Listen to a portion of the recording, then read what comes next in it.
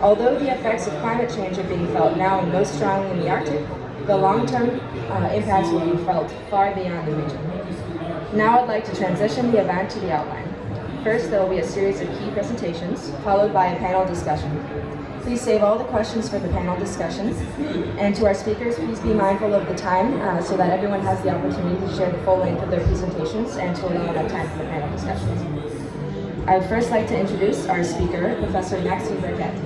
Professor Burkett serves as the Deputy Assistant Secretary for Oceans, Fisheries, and Polar Affairs in the Department of State's Bureau of Oceans and International and Environmental and Scientific Affairs, where she oversees the formulation and implementation of U.S. policy on a broad range of international issues concerning the oceans, the Arctic, the Antarctic, and marine conservation.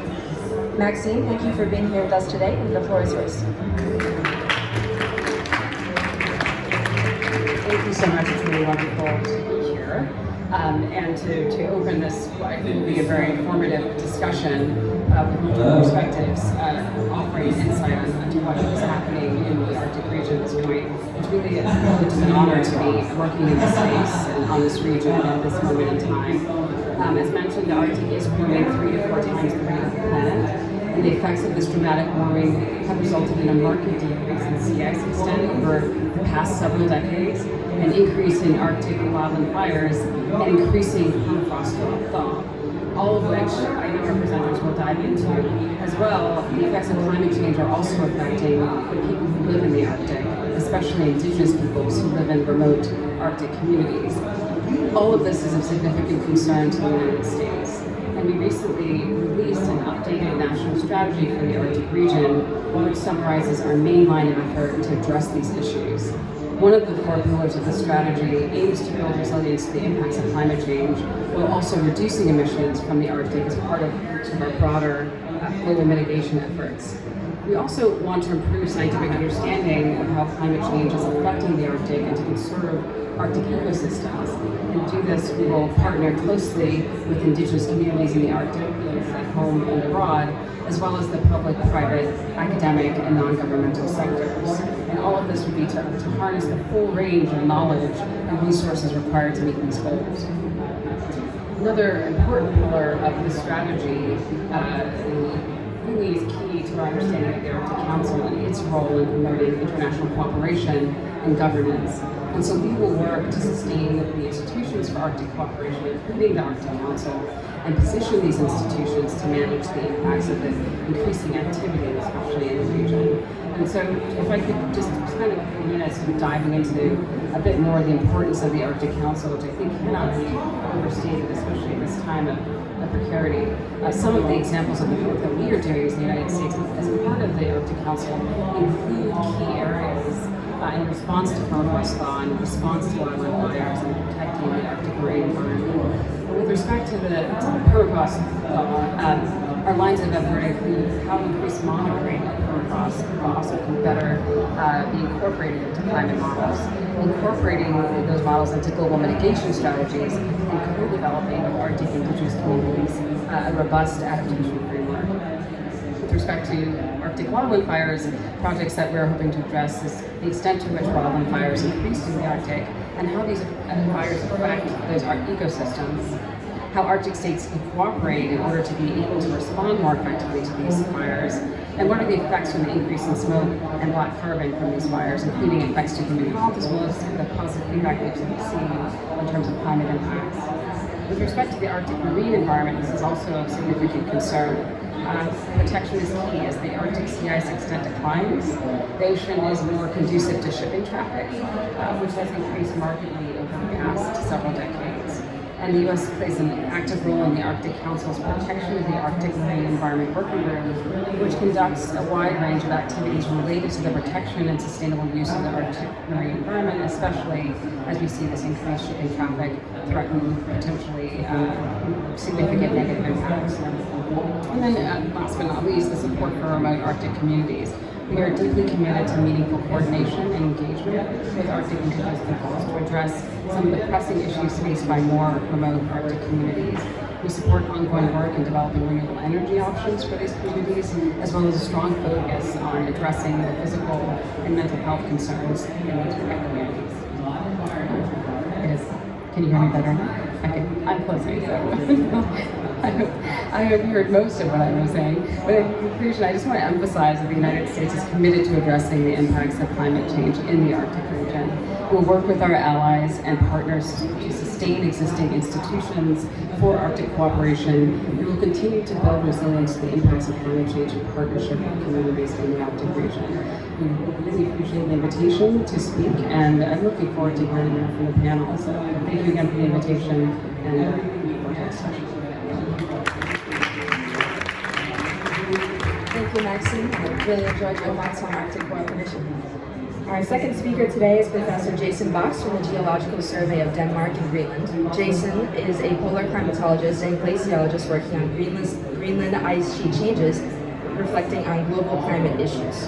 Jason is a contributing author to the Intergovernmental Panel on Climate Change, or IPCC, 4th and 5th assessment reports, and chapter lead on several AMAP reports. Thank you, Jason.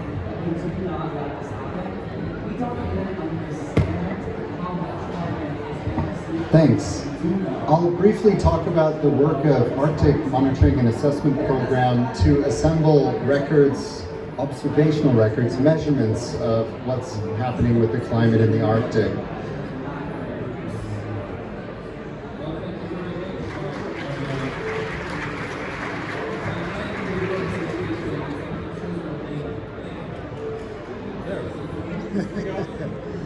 It's good to turn on the clicker. So as you've heard already, and as you can see here, Arctic climate is warming actually at an increasing pace. It used to be 2 times as fast as the world, now 3 times by some metrics, 4 times as fast as the global temperature increase. Zooming out to 1900, temperature records, what I want to really point out here is the jump in Arctic temperatures that occurred after 2005, and this has been attributed to an increase in the frequency of so-called winter warm events. Most of the Arctic warming is in winter, and that jump in 2005 is linked with declining Arctic sea ice.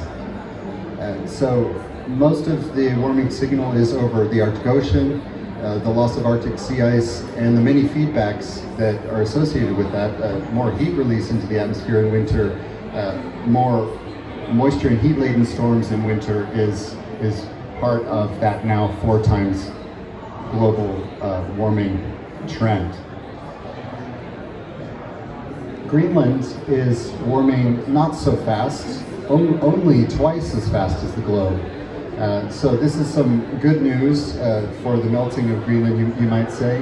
And you can see that in this map of the temperature change, with most warming in the sea ice retreat areas of the Barents Sea. And around Greenland it's less warming. A number of, there's a sustaining feedback from Greenland. It can actually be brighter at the upper elevations in warmer years, for example. So on to precipitation. This is the change in snowfall. And where the atmosphere is cold enough for snowfall to happen, there is more snowfall. You can see the green colors are increasing snowfall over much of the Arctic Ocean, southeast Greenland, parts of Norway. And then the brown colors, less snowfall across the North Atlantic. And it's actually, there's increasing rainfall because of warming. The temperature threshold is being crossed into melting more often. So that decrease in snowfall is really at the expense of increasing rainfall. For an overall pattern of a wetter Arctic, more snow on Greenland, that's shown in observational records as well.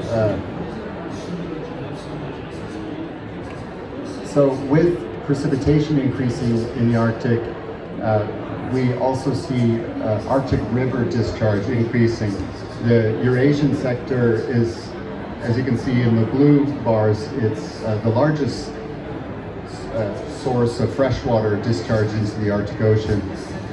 The disruption of the increasing freshwater discharge is strong because the Arctic Ocean basin contains only 1% of global ocean volume, but the discharge is 10% of global river discharge. So there's a huge freshening perturbation that's happening with this kind of 15% increase in Arctic River discharge in the last 40 years.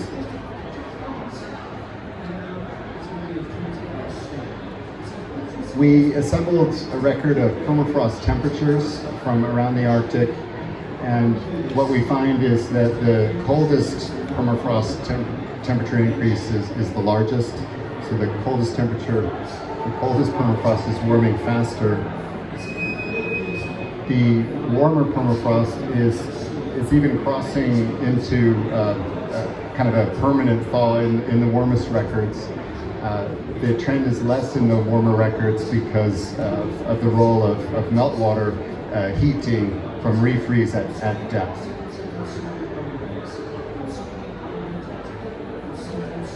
Along with permafrost degradation that comes with warming is increasing coastline erosion. So there's an acceleration in coastline erosion around the Arctic. Part of the acceleration is from reduced sea ice, which increases wave action on coastlines. Increasing precipitation, permafrost fog is increasing landscape disruption. These are thaw slumps, thermokarst lakes, the transformation of Arctic tundra into a wetter environment, more sunlight absorption by the lakes, more activation of permafrost carbon, methane release.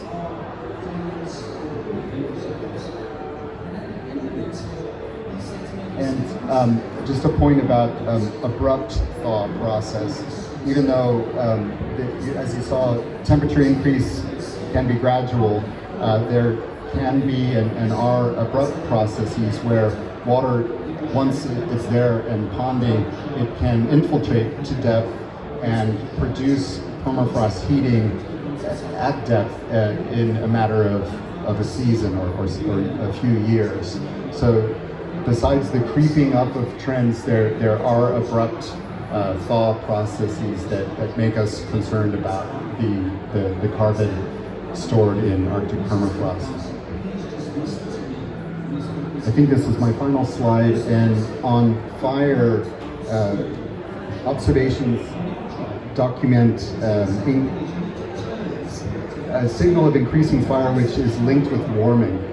A warmer surface dries more despite more precipitation because evaporation goes up non-linear with temperature. So you have a drying of the landscape, drying of forest. Then more evaporation from the surface promotes cloud development and lightning ignition of fire. So there's actually a link between warming and increased trigger from lightning because of convective cloud development.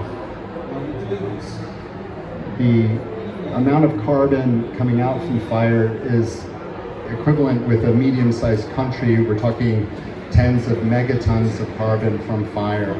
But of course, it will compound the warming problem and add to elevated carbon in the atmosphere, representing an amplifying feedback. And I think I'll end on this slide, which is in each 15-year trend, this is land ice, glaciers, ice caps, Greenland. In each 15-year trend, you can see we found increasing rate of sea level contribution. So Arctic land ice contribution to sea level is accelerating. The global sea level rise curves are now only recently recognized to be fully accelerating, and in the case of Greenland, that acceleration is probably just beginning. As climate continues warming, as we expect, the rates should increase. Antarctica is also included here for comparison with Greenland and Arctic glaciers contributing more currently to sea level rise. And there's some chance, perhaps a likelihood, that Antarctica will one day take over for the leading geographic source of sea level rise. The Arctic is the largest source of sea level rise. The work assembles these multi-indicators. I've talked about a lot of them here. Again, this is published and we're updated by the Arctic Monitoring Assessment Program, AMAP. Thanks for your attention.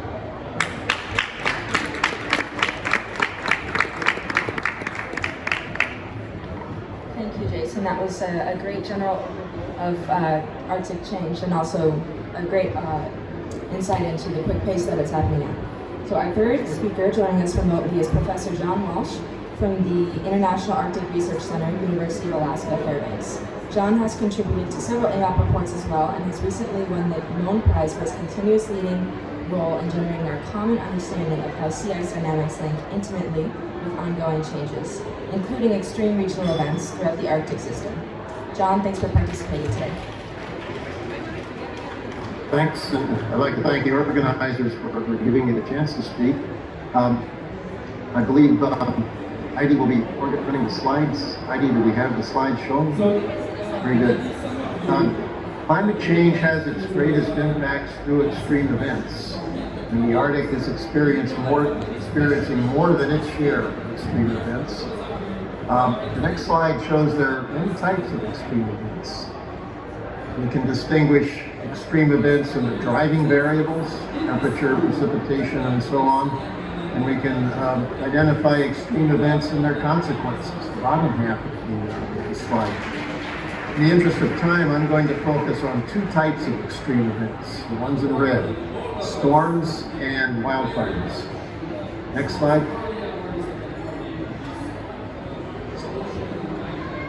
Next slide shows the impacts of storms. These are scenes of coastal flooding in small villages of Alaska during several recent storms. You can see how these communities are literally underwater, and there are large amounts of erosion associated with these storms. So these are high impact events, not just in Alaska, but along Arctic coastlines around the Northern Hemisphere. Next slide shows a particular event that I'd like to highlight. This is an event that illustrates the connection between the Arctic and the rest of the world. It was a storm in late September of this year. An ex-typhoon named Merbach moved into the Bering Sea and impacted western Alaska. Next slide. The connection to the rest of the world has to do with the storm's trajectory. As a typhoon, the storm originated in lower latitudes, but it moved over exceptionally warm water. Tracked in this diagram is shown by the dots, and those red areas represent areas of the North Pacific that were at record high temperatures, record high sea surface temperatures. Those high temperatures were part of the background climate change that they fed this storm, reinforced it as it moved into the Bering Sea region, and led to some record low pressures. Next slide shows the impact of the storm on sea level along western Alaska's coast. There was a 4-meter rise in sea level associated with the storm. It's actually a larger sea level rise that occurred with some of the more publicized hurricane events that occurred this past year in the lower 48, and that's part of the United States. Next slide. The big concern now is that these high wind events are projected to increase. This graphic shows the high wind events in the deeper blue as they're expected to change through time through the 21st century. You can see that by the end of the 21st century, there's roughly a 25% increase in the frequency of high wind events. This is for the northern Alaskan coast. And there's a double-edged sword here. The next slide shows the impact, shows the record of sea ice coverage along the coastal regions, northern Alaska. These are the regions that are vulnerable to the storms. This diagram depicts the open water period from 1850 through 2021, starting at the bottom, 1850, and going through the most recent year at the top. The left-right scale is January through December. You can see how in the previous century there might have been 1 or 2 months of open water. In the past decade, 4 to 6 months of open water. That means the period in which these storms can impact the coast with flooding and erosion is 4 or 5 times what it was back in the 20th century. Next slide. For how we deal with seabed mining. So the Madrid Protocol came about 30 years ago. Next slide shows the projected changes in the sea ice through the 21st century. The main point here is that only under the extreme mitigation scenario, the IPCC's SSP1 scenario, will sea ice stabilize. There are all other scenarios, summer sea ice disappears. Next slide gets us into the wildfire, second type of extreme event I wanted to cover. This is a photo of wildfires on the Alaska tundra this past summer. Next slide shows the historical record of days with visibility reduced by smoke in interior Alaska Fairbanks at our institute's base. Smoke reduction is associated with health impacts. It's associated with damper of the tourist season. You can see here how the frequency of smoke days increased dramatically over the last couple of decades.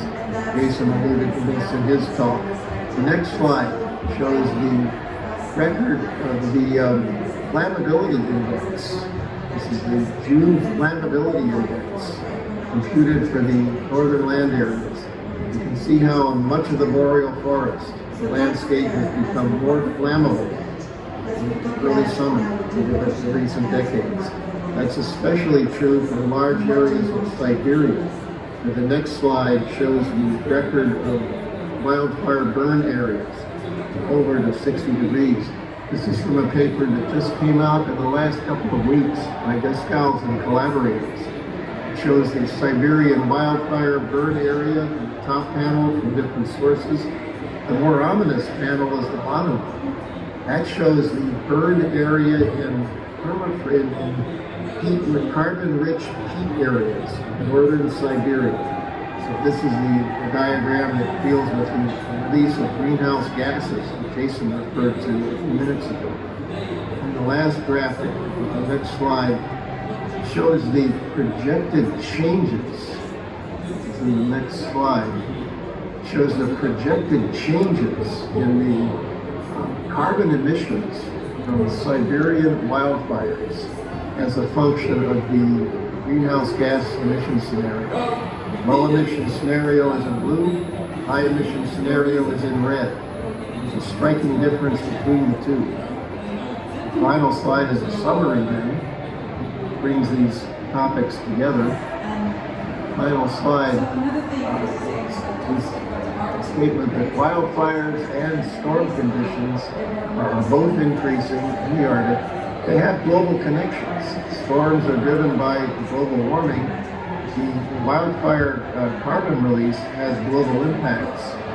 So the linkage does work both ways. The main message here is that the trajectory of both types of extreme events is highly dependent on the greenhouse gas emission scenario. Really, only under the emission scenario that meets the Paris Agreement target do we have any hope of stabilizing the sea ice and storm impacts as well as the wildfire impacts. With that, I'll stop and thank you for your attention.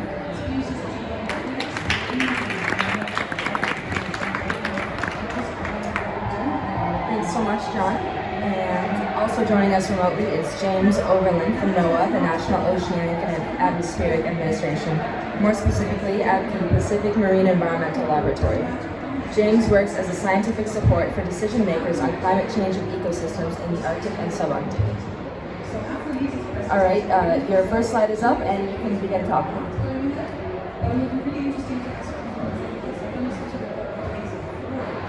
So good afternoon. Can we go back one slide?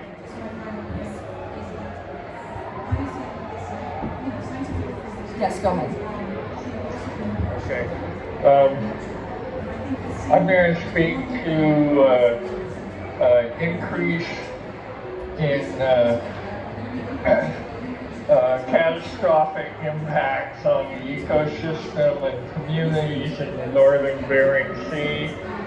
Bering Sea lies between Alaska and Siberia near Bering Strait, and the Bering Sea has the largest commercial fishery in the U.S. and there are many coastal indigenous communities. Next slide.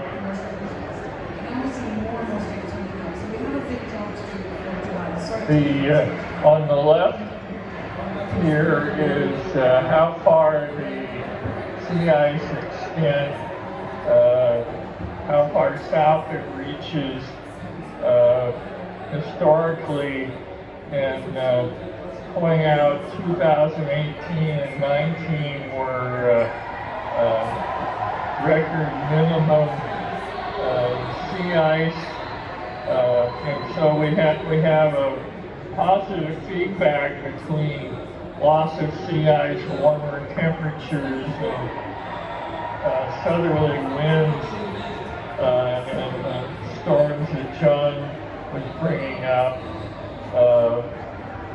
Of interest on the right side is a location map for Alaska and Siberia, and this shows the sea ice thickness this last winter. And an interesting case was the southern extent of sea ice.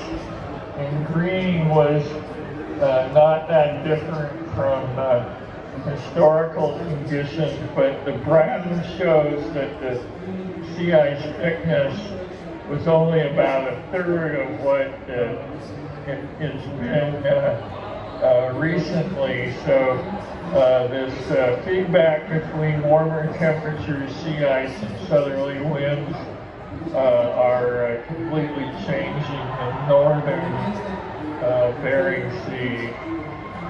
So that's the physical driver. Next slide. So this has a major impact on the ecosystem in the northern Bering Sea. The southern Bering Sea, lack of ice, more interannual variability, but the northern Bering Sea was an Arctic ecosystem rather than a subarctic ecosystem. And fish from the southern Bering Sea moved north with the warmer temperatures. Pacific cod and pollock primarily, and in 2019, the minimum sea ice year, there were almost 1 million fish that moved to the northern Bering Sea compared to previous years in 2010. And while there's a little less now in the last couple of years, there's still over 500,000 fish still remaining in the northern Bering Sea. In contrast, Arctic cod, which was a major fish species in the northern Bering Sea, has basically disappeared because of less ice and more warmer temperatures. And the Pollock and Pacific cod are adult fish. They're a major predator on the rest of the ecosystem. So they're chowing down or eating all the small forage fish and larval fish that were the basis of the Arctic marine ecosystem. And so their predation have decimated all the smaller fish that were the basis of the previous ecosystem. So the main part here is the predators moving north and decimating the whole ecosystem. Next slide.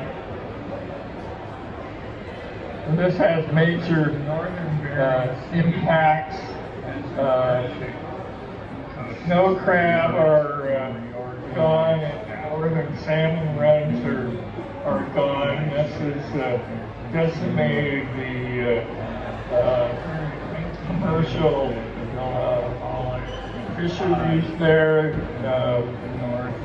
Birds and seals that depend upon the small forage fish are having problems, and all this is affecting food security and economic and cultural activities of the indigenous coastal villages. Next slide.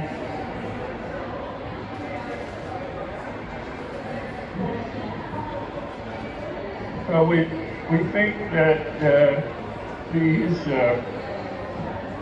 conditions of low sea ice and warm temperature, the frequency of them are going to continue into the next decade. So we're talking about current and near future impacts rather than 2040 or 2050.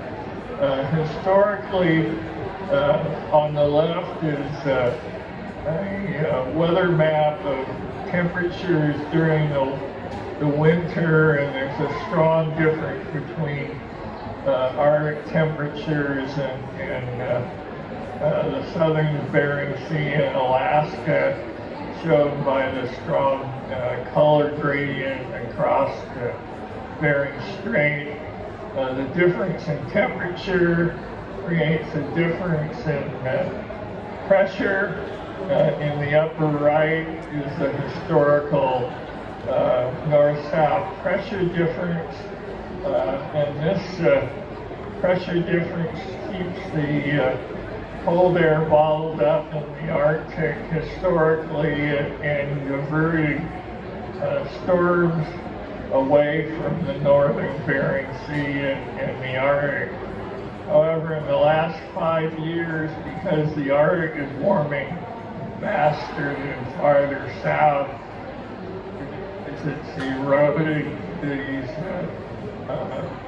strong temperature and pressure differences, which was the Arctic front. So if the storm curves northward, as John showed, there's nothing to stop those storms all the way moving into the northern Bering Sea and Alaska and the Chukchi Sea. So we consider that the frequency of these events will continue. Next slide. So in summary, we consider there's going to be catastrophic changes of the Arctic ecosystem near Bering Strait and major impacts on the human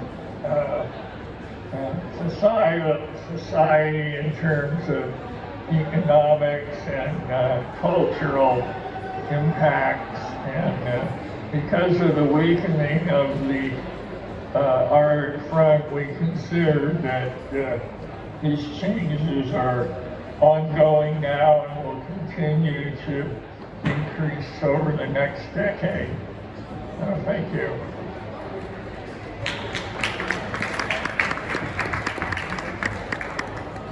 Thank you so much, James. I would now like to invite our fifth and last speaker to the stage, Susanna Israelsson from the Sami Council. Susanna is from the northern part of Swedish Sapmi, the homeland of the Sami.